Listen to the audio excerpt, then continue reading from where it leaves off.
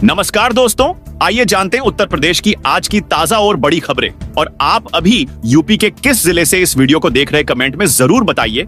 आज की पहली खबर, यूपी में सरकारी राशन की दुकानों में हुआ बड़ा बदलाव आज से लागू। नवंबर महीने से यानी आज से खाद्यान्न वितरण प्रणाली की व्यवस्था में बदलाव होने वाला हो। 1 नवंबर से सरकारी सस्ते गल्ले की दुकान में नई खाद्यान्न वितरण व्यवस्था लागू हो गई है, जिससे कार्ड धारकों के अनाज का कोटा अब बराबर ही वितरण किया जाएगा। अब तक एक कार्ड पर प्रति यूनिट 3 किलो चावल और 2 किलो गेहूं मिलता था, वहीं नवंबर से 2.5 किलो गेहूं और 2.5 किलो चावल मिलेगा। यह बड़ा बदलाव किया जा रहा है। वहीं अंत्योदय कार्ड पर मिलने वाला 35 किलो खाद्यान्न का कोटा भी बदल दिया जाएगा। अंत्योदय कार्ड धारक को प्रति कार्ड 21 किलो चावल व 14 किलो गेहूं के बजाय 18 किलो चावल और 17 किलो गेहूं दिया जाएगा। दोनों खाद्यान्न योजनाओं में चावल की मात्रा घटाकर गेहूं की मात्रा में वृद्धि की गई है। नई वितरण व्यवस्था को संचालित करने के लिए सभी कोटेदारों को निर्देश दे दिए गए हैं। सभी कार्ड धारकों को नई व्यवस्था के तहत राशन वितरण किया जाएगा।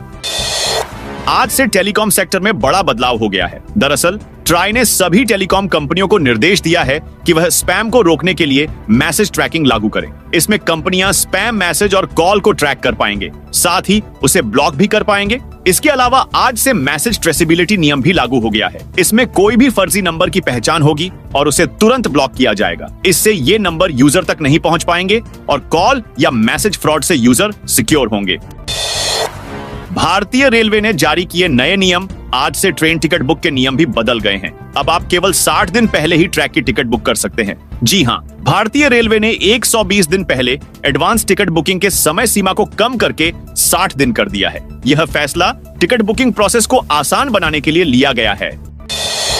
एलपीजी की कीमतों में बदलाव। हर महीने की पहली तारीख को एलपीजी सिलेंडर के दाम जारी होते हैं। तेल कंपनियों ने भी 1 नवंबर को एलपीजी सिलेंडर के दाम जारी कर दिए हैं। नए अपडेट के अनुसार नवंबर महीने में कमर्शियल सिलेंडर की कीमतों में 62 रुपए का इजाफा हुआ है। हालांकि घरेलू सिलेंडर की कीमतों में कोई बदलाव नहीं हुआ है। यूपी में धान खरीद शुरू। समर्थन मूल्य पर धान खरीदने के लिए 4000 केंद्र निर्धारित। पूर्वी उत्तर प्रदेश में 1 नवंबर से धान की खरीद शुरू हो जाएगी। इसके लिए अलग अलग तिथियां निर्धारित की गई, जबकि सीतापुर, लखीमपुर खीरी, हरदोई जिले में 1 अक्टूबर से धान खरीद चल रही है। पूर्वी यूपी के गोंडा, बहराइच, बलरामपुर, श्रावस्ती, लखनऊ, कानपुर और उन्नाव जिले में आज से खरीद शुरू हो जाएगी। इसके लिए प्रदेश भर में अलग अलग क्रय एजेंसियों के माध्यम से 4000 धान क्रय केंद्र खोले गए हैं। घर बैठे हो जाएगा 50 लाख रुपए तक का लोन। प्रधानमंत्री रोजगार सृजन कार्यक्रम के तहत नए उद्योग स्थापित करने के लिए ऑनलाइन आवेदन आमंत्रित किए हैं। महाराजगंज जिला ग्रामोद्योग अधिकारी रामचंद्र प्रसाद ने बताया कि प्रधानमंत्री रोजगार सृजन कार्यक्रम के तहत 50 लाख रुपए तक का आरण दिलाया जाता है। इच्छुक लोग घर बैठे ऑनलाइन आवेदन करके लाभ उठा सकते हैं। इसमें न्यूनतम उम्र 18 वर्ष से अधिक होनी चाहिए। इच्छुक आवेदक घर बैठे वेबसाइट .kyc.org.in या PMICP मोबाइल ऐप के जरिए ऑनलाइन आवेदन कर सकते हैं। आवेदन के साथ फोटो, आधार कार्ड, निवास प्रमाण पत्र, परियोजना रिपोर्ट और अन्य दस्तावेज अपलोड करना जरूरी है, जिसका आयोजन जिला न्यायालय, वाह्य न्यायालयों व तहसील स्तर के न्यायालयों पर किया जाए। लोक अदालत में रखे गए वादों का निस्तारण 1 दिन में ही होगा। राष्ट्रीय विधिक सेवा प्राधिकरण एवं उत्तर प्रदेश राज्य विधिक सेवा प्राधिकरण लखनऊ के निर्देश पर अलीगढ़ के जिला न्यायाधीश अध्यक्ष जिला विधिक सेवा प्राधिकरण संजीव कुमार के दिशा निर्देश में 14 दिसंबर को लोक अदालत का आयोजन जिला न्यायालय, बाह्य स्थित न्यायालयों एवं तहसील स्तर पर किया जाएगा। अयोध्या में किसानों को मिलेगा अनुदान पर ड्रोन आवेदक को 5000 रुपये बुकिंग राशि जमा करनी होगी। किसानों को रासायनिक खाद और कीटनाशक दवाओं के छिड़काव के लिए अब कृषि विभाग अनुदान पर ड्रोन उपलब्ध कराने जा रहा है। इसके लिए किसानों को ऑनलाइन आवेदन करना होगा, जिसके बाद लॉटरी प्रक्रिया के माध्यम से लाभार्थियों का चयन किया जाएगा। अयोध्या में 5 लाख से ऊपर किसान हैं, जिसमें से 4,25,000 कृषक किसान प्रधानमंत्री किसान सम्मान निधि का लाभ ले रहे हैं। किसानों को आधुनिक खेती करने के लिए सब मिशन ऑन एग्रीकल्चरल मैकेनाइजेशन योजना के तहत सहायक उपकरणों पर सरकार 50% या 5 लाख रुपए अनुदान देती है। अब इस योजना के तहत 4 ड्रोन किसानों को अनुदान पर दिए जाने का लक्ष्य रखा गया है।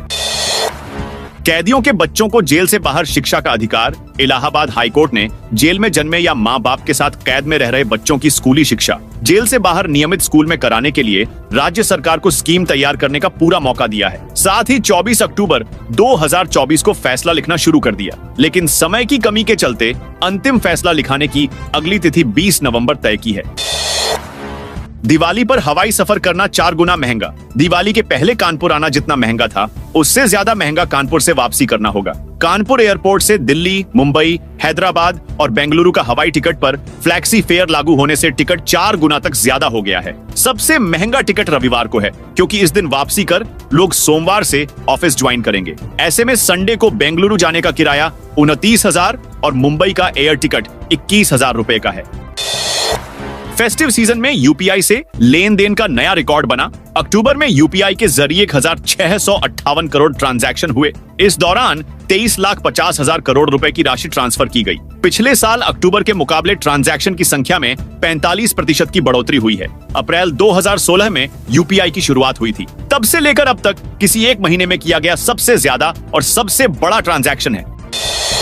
नोएडा में पूरे नवंबर महीने में खूब कटेंगे वाहनों के चालान। हर साल नवंबर में विशेष रूप से पुलिस यातायात माह अभियान शुरू करती है। इस बार भी नवंबर के पहले दिन से उत्तर प्रदेश के कई जिलों में पुलिस ने अभियान शुरू कर दिया है। इसके तहत यातायात नियमों का पालन नहीं करने वाले लोगों के चालान काटे जाएंगे। इसके साथ ही लोगों को यातायात के प्रति जागरूक भी किया जाएगा। नोएडा में शुक्रवार को पुलिस कमिश्नर ने जागरूकता वाहनों को हरी झंडी दिखाकर रवाना किया। 2 नवंबर से यह अभियान प्रभावी हो जाएगा।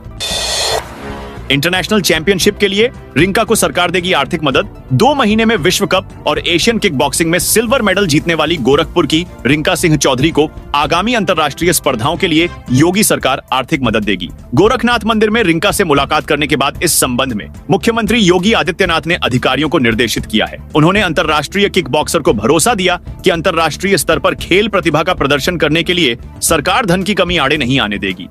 लखनऊ में डेंगू मरीजों की संख्या 2000 पार। 2 दिन में मिले 51 मरीज। अलीगंज, आलमबाग और इंदिरा में सबसे ज्यादा संक्रमित। दिवाली के फेस्टिव सीजन के दौरान भी लखनऊ के लोगों पर डेंगू का अटैक जारी रहा। राजधानी में 2 दिन के भीतर 91 नए डेंगू पॉजिटिव केस रिपोर्ट हुए। कुल संक्रमितों की संख्या 2070 तक पहुंच गई है। शुक्रवार शाम को आई रिपोर्ट में लखनऊ में 24 घंटे में डेंगू के 29 नए मरीज मिले हैं। इसके अलावा मलेरिया का भी एक मरीज सामने आया है। इससे पहले गुरुवार शाम को आई रिपोर्ट में लखनऊ में डेंगू के 62 नए मरीज सामने आए थे। बड़ी बात यह है कि लखनऊ के पॉश कॉलोनी, आलमबाग, इंदिरा नगर और अलीगंज के रिहायशी इलाकों में सबसे अधिक मरीज पाए गए हैं।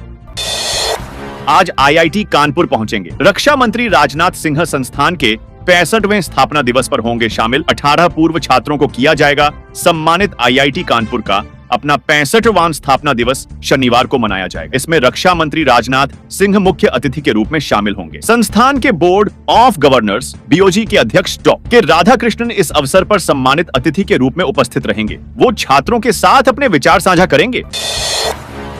नोएडा इंटरनेशनल एयरपोर्ट से किसानों को लेकर उड़ान फ्लाइट पहले दिन 30 कॉमर्शियल फ्लाइट का होगा संचालन। 3 इंटरनेशनल 2 कार्गो रहेंगे शामिल। नोएडा इंटरनेशनल एयरपोर्ट से पहले दिन उड़ान भरने वाली पहली फ्लाइट में जेवर के 200 से अधिक किसान लखनऊ तक सफर करेंगे। जेवर विधायक धीरेन्द्र सिंह के प्रस्ताव पर एयरपोर्ट से प्रभावित किसानों को विमान में बैठाकर लखनऊ तक सैर कराने का निर्णय लिया गया। पहले दिन 2 फ्लाइट लखनऊ के लिए रवाना होगी।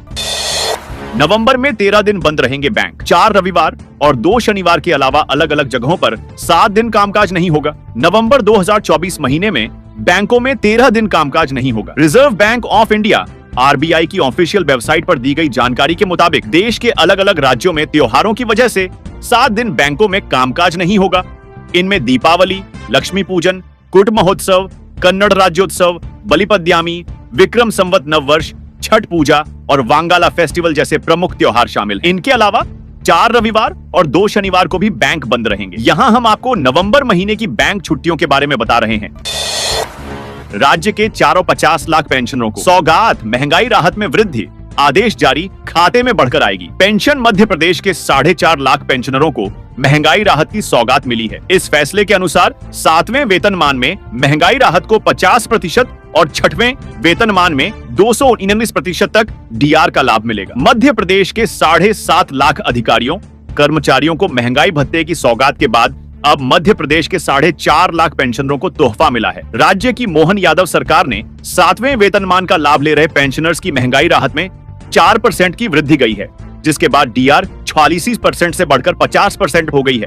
वही 6वें वेतनमान का लाभ ले रहे पेंशनरों की महंगाई राहत में 9% वृद्धि की गई है, जिसके बाद डीआर 230% से बढ़कर 229% हो गई है। महिला आयोग ने दिए निर्देश, महिलाएं ही लें महिलाओं के कपड़ों की नाप, इन जगहों पर महिलाओं की नियुक्ति आवश्यक। यूपी महिला आयोग ने महिलाओं की निजता और सुरक्षा को लेकर कुछ दिशा निर्देश दिए हैं। इसमें महिलाओं के कपड़ों की नाप महिलाओं से लेने की बात कही गई है।